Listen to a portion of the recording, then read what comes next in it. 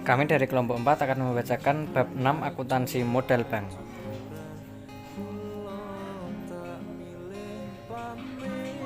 Modal bank adalah dana yang diinvestasikan oleh pemilik dalam rangka pendirian badan usaha yang dimaksudkan untuk membiayai kegiatan usaha bank di samping untuk memenuhi regulasi yang ditetapkan oleh otoritas moneter. Pembagian jenis modal bank di Indonesia menganut klasifikasi yang disampaikan oleh Standard Bank for International Settlement, yaitu modal bank terdiri dari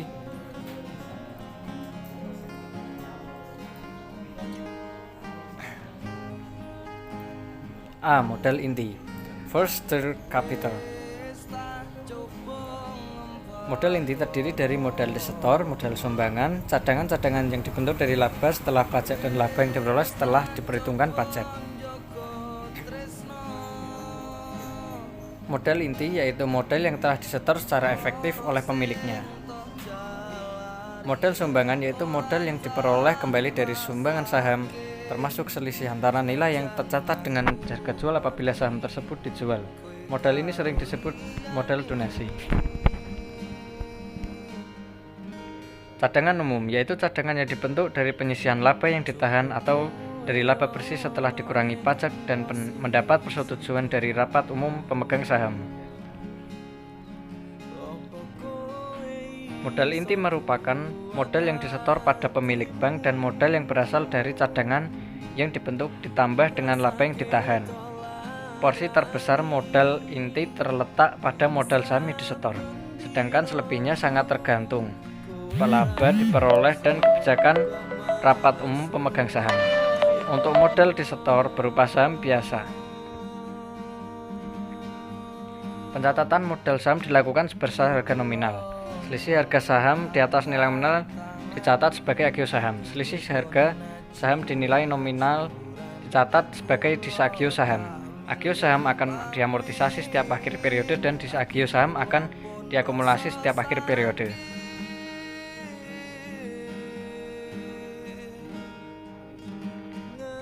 Harga saham atau nilai modal disetor merupakan total yang dibayar oleh pemegang saham kepada bank emitmen untuk ditukarkan dengan saham preferen atau saham biasa. Nilai modal disetor merupakan penjumlahan nilai nominal ditambah dengan agio saham atau nilai nominal dikurangi disagio saham. Sedangkan nilai nominal merupakan nilai kewajiban yang ditetapkan untuk tiap-tiap lembar saham.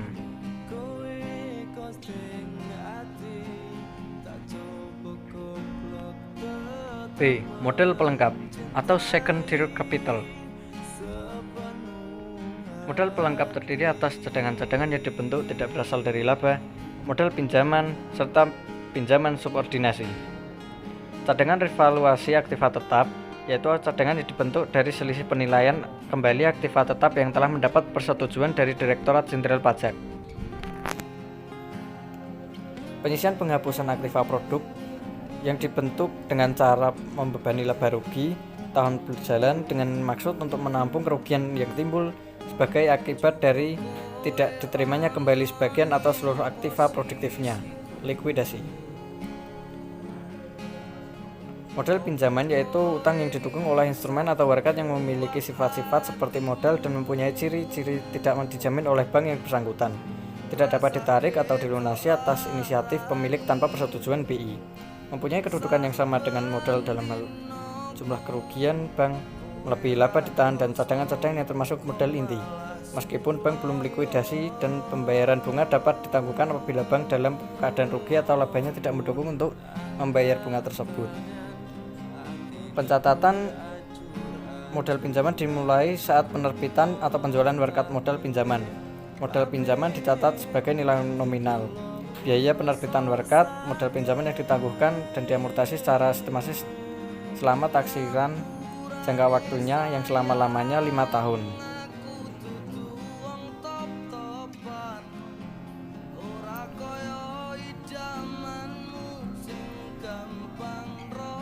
Pinjaman subordinasi yaitu pinjaman yang memenuhi syarat-syarat, ada perjanjian tertulis, mendapat persetujuan BI dan tidak dijamin oleh bank yang bersangkutan dan telah disetor penuh dengan minimal jangka waktu 5 tahun. Pelunasan sebelum jatuh tempo harus mendapatkan persetujuan BI serta tagih berada pada urutan paling akhir dalam hal bank likuidasi.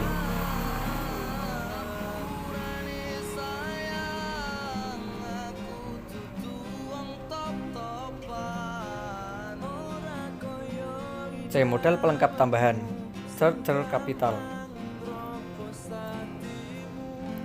Bank dapat memperhitungkan modal pelengkap tambahan untuk tujuan perhitungan kebutuhan penyediaan modal minimum atau KPMM atau Capital Adequacy Ratio secara individu atau secara konsolidasi dengan perusahaan anak.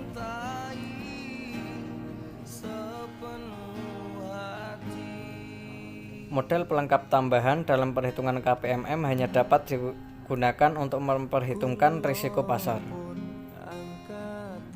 3 pos yang dapat diperhitungkan sebagai modal pelengkap tambahan adalah tidak dijamin oleh bank atau perusahaan anak yang bersangkutan dan telah disetor penuh, memiliki jangka waktu perjanjian sekurang-kurangnya 2 tahun, tidak dapat dibayar sebelum jadwal waktu yang ditetapkan dalam perjanjian pinjaman kecuali dengan persetujuan BI. Terdapat klausula yang mengikat yang menyatakan bahwa tidak dapat dilakukan pembayaran pokok atau bunga, termasuk pembayaran pada saat jatuh tempo apabila pembayaran bunga yang dimaksud menyebabkan KPPM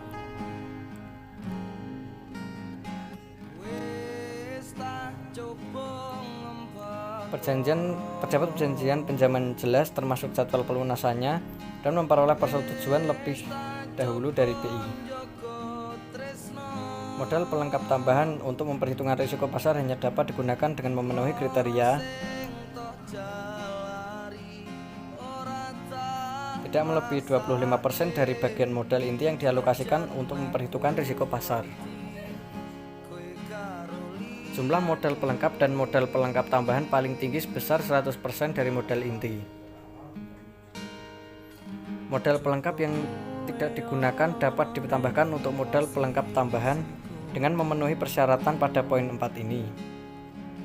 Pinjaman subordinasi sebagaimana diatur dalam ketentuan yang berlaku dan melebihi 50% modal ini dapat digunakan sebagai komponen modal pelengkap tambahan dengan tetap memenuhi persyaratan sebagai dimaksud pada poin 4 ini.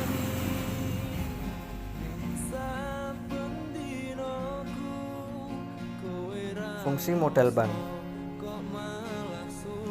untuk melindungi deposan dengan menangkal semua kerugian usaha perbankan sebagai akibat salah satu atau kombinasi risiko usaha perbankan, misalnya terjadi insolvensi dan likuidasi bank.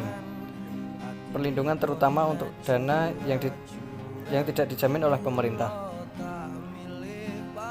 Untuk meningkatkan kepercayaan masyarakat berkenan dengan kemampuan bank untuk memenuhi kewajiban yang telah jatuh tempo dan memberikan keyakinan mengenai kelanjutan operasi bank meskipun terjadi kerugian.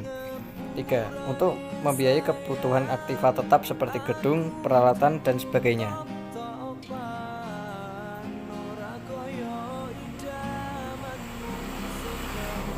Untuk memenuhi regulasi permodalan yang sehat menurut otoriter. Terima kasih dari kelompok kami.